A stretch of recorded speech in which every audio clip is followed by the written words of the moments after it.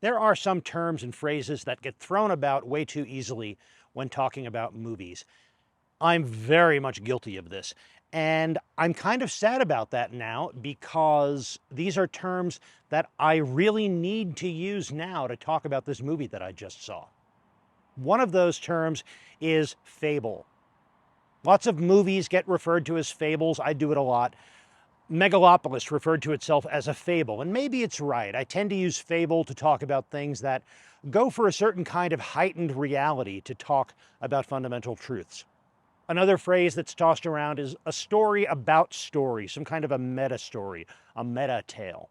That too is one that I really need to use to talk about this movie. The movie that I just saw is The Fall, a 2006 movie by Tarsem, a movie that's been hard to see for a while because it hasn't had any kind of streaming distribution. I don't even know if it had much physical media distribution, but recently Mubi picked up the rights and is giving it a limited theatrical release and I believe putting it on their streaming service. This is exactly the kind of movie that makes me really glad I've got this Alamo season pass, because I probably would not have made the effort to go out and see it, not knowing very much about it, until I saw that it's playing at the Alamo. I can get in with my season pass. Why not give it a look? So glad that I did. This movie was in parts beautiful, compelling, painful and heartrending, funny, charming. It pulled together so many aspects, and all of them worked. None of them were forced. None of them were out of place, because they were all layered very intricately. And not just layered because they were different layers of story, different levels of storytelling, but there definitely were those. The setup of the movie is that in early 20th century Los Angeles, I'd say sometime in the 1920s, there's a little girl in a hospital for a broken arm she received while working in the orange groves.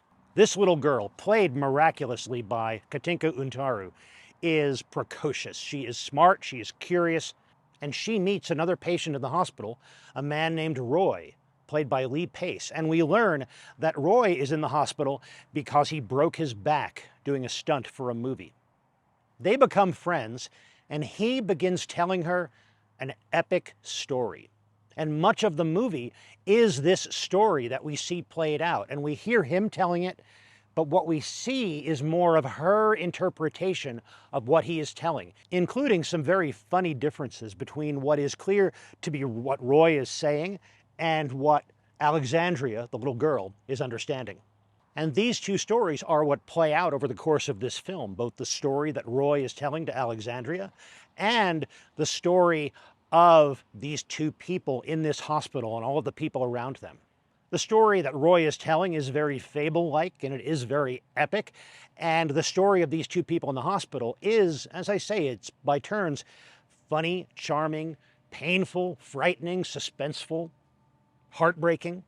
And these two stories begin to affect one another, to blur together, not in some strange supernatural way, but just in the way that stories are not something we do. They're a part of who we are, a part of how we live, a part of how we be who we are, a part of how we communicate with one another. And this movie conveys those facts, those truths about human interaction and about the role of storytelling in those human interactions, as well as I've seen anything else ever portray it. Trains do feature in this movie, and now I've got a train over here next to Santa Fe.